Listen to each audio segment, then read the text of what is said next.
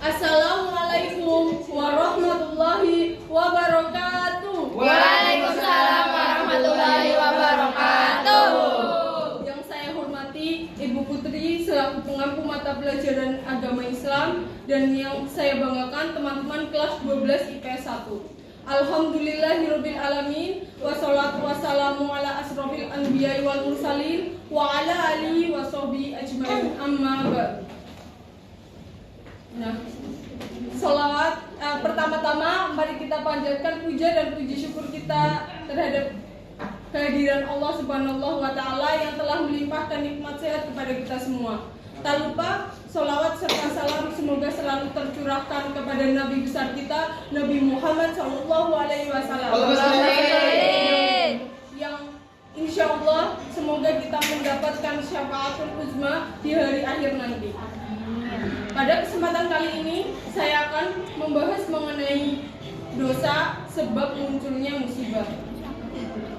Allah Subhanahu wa Ta'ala telah menjelaskan di dalam Al-Quran surat Asy-Syura ayat 30 yang bunyinya A'udzubillahi minasyaitonirrajim, Bismillahirrahmanirrahim, wa ma asabakum min musibatin fabima kasabat aydikum, yang artinya apa saja musibah yang engkau terima itu disebabkan karena buah tanganmu sendiri.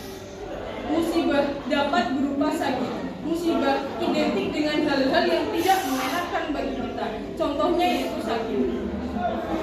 Di sini sudah jelas, sakit yang kita terima, sakit yang kita alami adalah buah tangan dari kesalahan kita terhadap Allah Ta'ala. Ada sebagian orang yang menyebut bahwa sakit adalah penggugur dosa. Padahal Nabi Shallallahu Alaihi Wasallam saja yang sudah ditetapkan masuk surga, yang selalu mengampuni sebagai orang nomor satu di agama kita, di dunia bahkan selalu meminta ampunan kepada Allah setiap saat. Lalu bagaimana dengan kita yang manusia biasa yang setiap saatnya melakukan dosa? Nah, lalu bagaimana dengan tanggapan bahwa sakit itu penggugur dosa? Apakah salah? Tidak ada yang menyalahkan pendapat tersebut.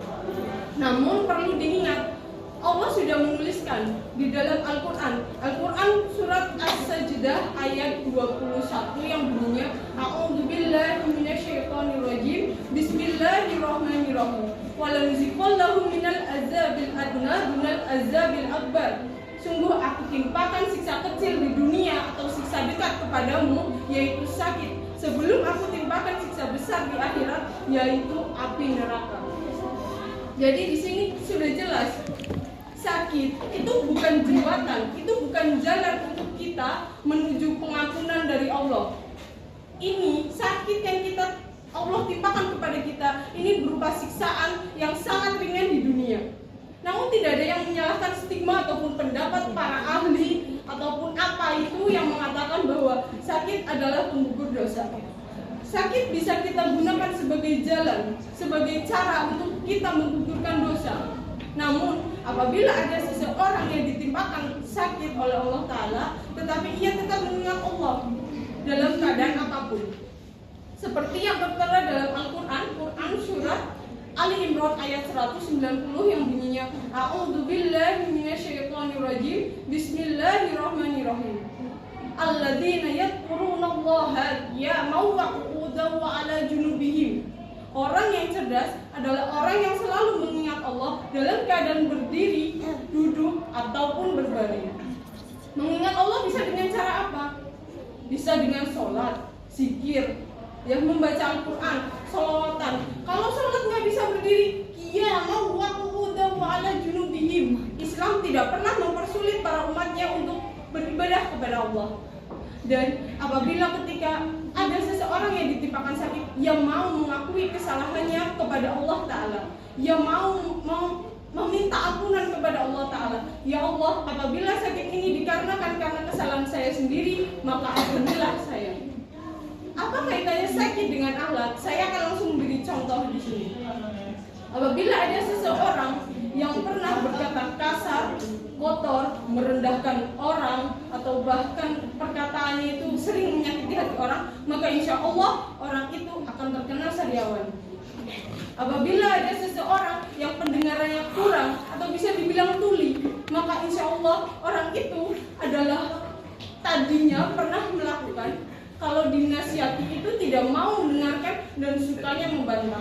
Naudzubillah min dzalik. Apabila ada seseorang yang tertabrak kendaraan di usia setelah akil balik, artinya orang itu mempunyai watak dan sifat yang kaku, keras, dan susah untuk dinasihati. Khususnya bagi para perempuan, apabila ada seorang perempuan yang mengalami masalah di bagian rahim ataupun ovarium, apabila orang itu belum menikah, maka insya Allah orang itu pernah memendam amarah yang sangat besar terhadap ibunya. Tetapi ketika perempuan itu sudah menikah, maka insya Allah perempuan itu pernah menyimpan amarah yang sangat besar terhadap suaminya. Naudzubillah min dzalik. Contoh gampangnya, ketika kita pernah merendahkan orang lain, ketika kita pernah menjelek-jelekan orang lain, bisa saja orang itu langsung tertimpa azab berupa entah itu jatuh dari tangga, jatuh dari kendaraan, entah itu jatuh dari kursi dan lain-lain. Itu gambarannya. Nah, semoga kita termasuk orang-orang yang selalu diberi ampunan oleh Allah Ta'ala. Amin. Yang selalu mendapatkan hidayahnya. Amin. Selalu sadar akan kesalahan kita. Karena orang yang cerdas bukan orang yang menuhankan otaknya atas segala sesuatu yang ia pikirkan. Orang yang cerdas adalah orang yang selalu mengingat Allah dalam keadaan berdiri, duduk, ataupun berbaring. Sekian dari saya, kurang lebihnya mohon maaf. Billahi taufiq wal hidayah. Wassalamualaikum warahmatullahi wabarakatuh. Waalaikumsalam warahmatullahi wabarakatuh.